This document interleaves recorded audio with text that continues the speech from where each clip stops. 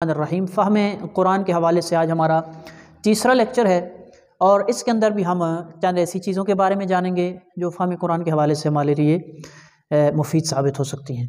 तो पहली चीज़ इसमें हम आज पढ़ेंगे इसमें मौसूल। इसमें मौसूल के जो तमाम अस्मा हैं वो तो नहीं पढ़ेंगे, उनमें जो मशहूर हैं अल्लज़ी और अल्लज़ीना, अल्लज़ी अल्लज़ीना। तिलावत कुरान के दौरान जो है आप लोग देखते रहते होंगे कि ये अल्फाज किस कदर कसरत के साथ इस्तेमाल होते हैं। तो जो इनमें पहला लफ्ज़ है अल्लज़ी, ये कुरान मजीद में तकरीबन 260 मरतबा इस्तेमाल हुआ है और दूसरा लफ्ज़ है अल्लज़ीना, ये 738 मरतबा इस्तेमाल हुआ है।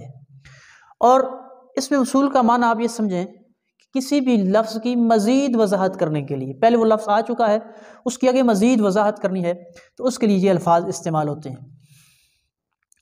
और इसका माना जो, जिसने या जिन्होंने, ये इसका माना होता है, जो, जिसने या जिन्होंने, इसके साथ इसका माना किया जाता है। ठीक है, जैसे मिसाल के तौर पे हम कुछ आयत करीमा आपके सामने रखते हैं। सूरह बकरा की आयत है या अय्युहन्नास, ए लोगो, ए इंसानों, उअबुदू रब्बकुम। अब यहाँ पे लफ्ज़ रब आ चुका है कि इबादत करो अपने रब की। अब इस लफ्ज़ रब की मज़ीद वजाहत के लिए आगे इसमें मौसूल इस्तेमाल होगा, रब्बुकुम अल्लज़ी, रब्बुकुमुल्लज़ी, अल्लज़ी यहाँ पर इस्तेमाल हुआ है। इबादत करो रब की, वो रब जिसने तुम्हें पैदा किया, अल्लज़ी खलक़कुम। तो मैंने पहले बताया था कि इसमें मौसूल किसी भी लफ्ज़ की मज़ीद वजाहत के लिए इस्तेमाल होता है। जैसे इस आयत करीमा के अंदर लफ्ज़ रब की मज़ीद वजाहत कर रहा है कि कौन रब, जिसने तुम्हें पैदा किया है। इस तरह एक और आयत करीमा पढ़ते हैं, शहरु रमज़ान अल्लज़ी उन्ज़िल फ़ीहिल कुरान। अब लफ्ज़ रमज़ान यहाँ पर आ चुका है, इसी लफ्ज़ रमज़ान की या रमज़ान के महीने की मज़ीद वजाहत के लिए आगे बयान कीजिए अल्लज़ी उन्ज़िल फ़ीहिल कुरान, कि रमज़ान वो महीना है जिसमें कुरान नाजिल किया गया। तो इसमें मौसूल किसी भी लफ्ज़ की मज़ीद वजाहत के लिए इस्तेमाल होता है। ठीक है, इसी तरह अल्लज़ीना की बात कर लेते हैं, अल्लज़ीना भी इस्तेमाल होता है, इसमें मौसूल है सिरातल्लज़ीना अनअमत अलैहिम। हर नमाज के अंदर हम पढ़ते हैं इहदिनस सिरातल मुस्तकीम, हिदायत दे तू हमें सिरात मुस्तकीम की, सीधे रास्ते की। ठीक है, तो अस्सिरातिल मुस्तकीम यहाँ पर आ चुका है, सीधा रास्ता। अब इस सीधे रास्ते की मज़ीद वजाहत करते हैं सिरातल्लज़ीना, सिरातल्लज़ीना, ये लफ्ज़ अल्लज़ीना यहाँ पर इस्तेमाल हुआ है उसी की मज़ीद वजाहत के लिए। तो इसमें मौसूल किसी भी लफ्ज़ की मज़ीद वजाहत के लिए इस्तेमाल होता है, सिरातल्लज़ीना, उन लोगों का रास्ता जिन पर तूने इनाम किया। लेक्चर नंबर 3 के अंदर जो हम आज दूसरी चीज़ पढ़ेंगे वो दो अल्फाज हैं, एक लफ्ज़ या, छोटी जे जिसे हम उर्दू में बोलते हैं, और दूसरा लफ्ज़ ना, नून अलिफ ज़बर ना, लफ्ज़ या और लफ्ज़ ना के मुतालिक। तो ये भी बहुत सी जगहों पर इस्तेमाल होता है लफ्ज़ या और लफ्ज़ ना, इसका जानना भी बहुत ज़रूरी है।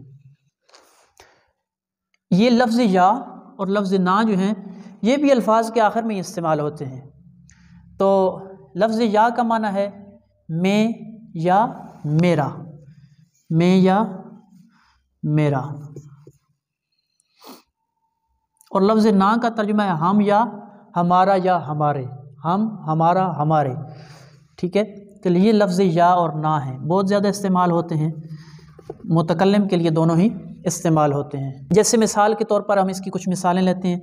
लफ्ज़ या को पहले हम इस्तेमाल करेंगे। अब लफ्ज़ किताब है, किताब, तो इसके साथ हम या लगाएंगे तो ये बन जाएगा किताबी, किताब से किताबी, मेरी किताब।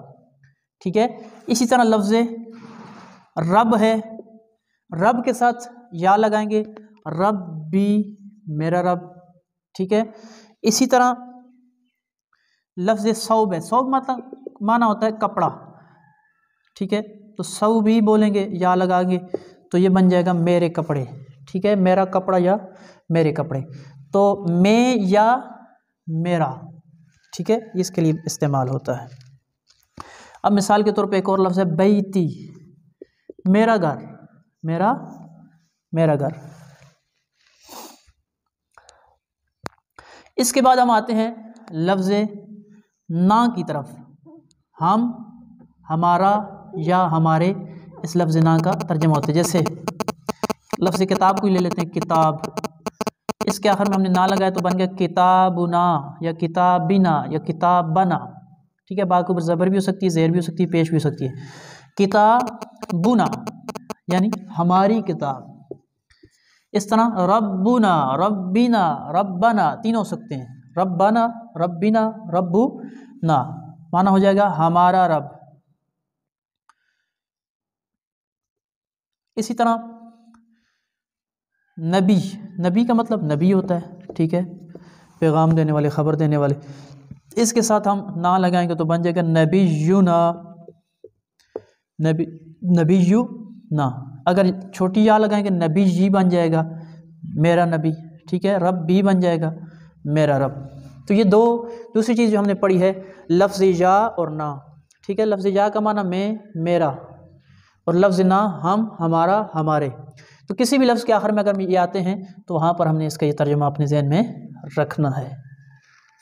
इन अल्फाज की मशक़ के लिए जो 17वां पारा है, 17वें पारे की जो जहाँ से शुरू हो रहा है सूरह अंबिया है, तो उसका पहला रुकू देख लें, 2-3 रुकू उसके आप देख सकते हैं। पारा नंबर 17, ठीक है, सूरह अंबिया जहाँ से शुरू हो रही है, तो वहाँ पर आप इसकी मशक़ कर लें या किसी भी मकाम से आप इनकी मशक़ कर सकते हैं, एक्सरसाइज कर सकते हैं। इसके बाद हम तीसरी चीज़ पढ़ते हैं जिसमें चंद अल्फाज हैं जो अलामत के तौर पर इस्तेमाल होते हैं, ठीक है। एक या नून है और दूसरा अलिफ नून है और तीसरा है सिर्फ अलिफ। और ये तीनों जो हैं ये भी अल्फाज के आखिर में आते हैं और किसी भी चीज़ का दो होना ज़ाहिर करते हैं। दो को कहते हैं अरबी में तस्निया, ठीक है। कोई भी चीज़ तादाद में दो है तो उसका ज़ाहिर होना इन अल्फाज से होता है, अलिफ, अलिफ नून, या नून। इससे पहले हमने जमा के अंदर भी ये वाली अलामत पढ़ी थी, या नून वाली, ठीक है। लेकिन उसमें फ़र्क ये है, वहाँ पर या से पहले ज़ेर होगी, लेकिन यहाँ पर जो है वो या से पहले ज़बर होगी। इन दोनों का फ़र्क आगे मिसालों में ये चीज़ समझ में आ जाएगी। सबसे पहले हम आते हैं या नून और अलिफ नून की तरफ। ये दोनों तस्निया की अलामत हैं, किसी भी चीज़ का तादाद में दो होना ज़ाहिर करती हैं। मिसाल के तौर पर मुस्लिमुन है, ठीक है। अब हमने कहना है दो मुसलमान, तो दो मुसलमान कैसे कहेंगे, मुस्लिमान। इसी मुस्लिम के आखिर में अलिफ नून लगाएंगे तो ये बन जाएगा मुस्लिमानी। किसी जगह पर मुस्लिमान होगा और किसी जगह पर इसके साथ या नून लगाएंगे, लेकिन इस या से पहले ज़बर होगी। जैसे मुस्लिमैनी, ठीक है जी, मुस्लिमैनी।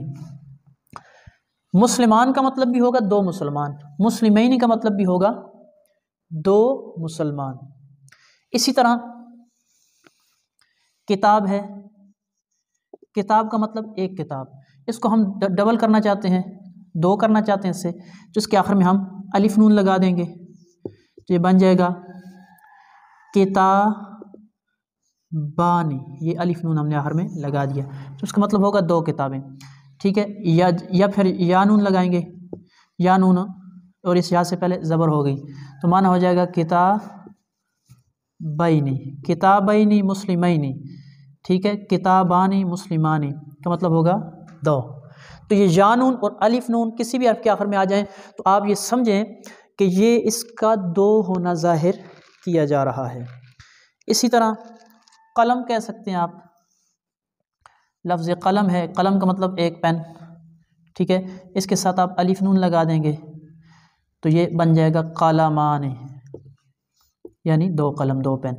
या फिर आप इसके साथ या नून लगा देंगे, या से पहले ज़बर होगा तो बन जाएगा कलमैनी, ठीक है। तो ये हमने तीसरी चीज़ पढ़ी है कि किसी भी चीज़ का तादाद में 2 होना कैसे ज़ाहिर किया जाएगा, उसके साथ या नून लगा लेंगे या फिर अलिफ नून लगा लेंगे तो वो उस चीज़ का 2 होना ज़ाहिर करेगी। और आखिर में जो ये लिखा हुआ है अलिफ, ठीक है, ये अलिफ भी के जो लेक्चर था हमारा, इसमें हमने 3 चीज़ें पढ़ ली हैं। इसमें मौसूल, या और ना के मुतालिक, या और नून के मुतालिक, अलिफ नून और अलिफ के मुतालिक। तो इन तीनों को आप पहले समझ लें, समझने के बाद इनको अपने पास लिख लें और फिर इन पर आप एक्सरसाइज करें, मशक करें कुरान पाक के किसी भी मकाम से, ठीक है। तो इंशाअल्लाह आपको फ़हम कुरान के अंदर बहुत ज़्यादा सहूलत हो जाएगी। अल्लाह ताला हमारे लिए आसानियाँ पैदा फरमाए, कुरान पाक को समझने, उस पर अमल पैदा होने की तौफीक अता फरमाए। दुआओं में याद रखिएगा। अस्सलामु अलैकुम रहमतुल्लाह। अलामत बनता है तस्निया की। अब मिसाल के तौर पर आप देख लें, लफ्ज़ कतबा, ये फ़ेल है। कतबा का मतलब उस एक ने लिखा, तो जब हम इसके साथ अलिफ लगाएंगे तो ये बन जाएगा कतबा, उन 2 ने लिखा। इस तरह लफ्ज़ नसरा, इसके साथ हम अलिफ लगाएंगे, बन जाएगा नसरा, उन 2 ने मदद की।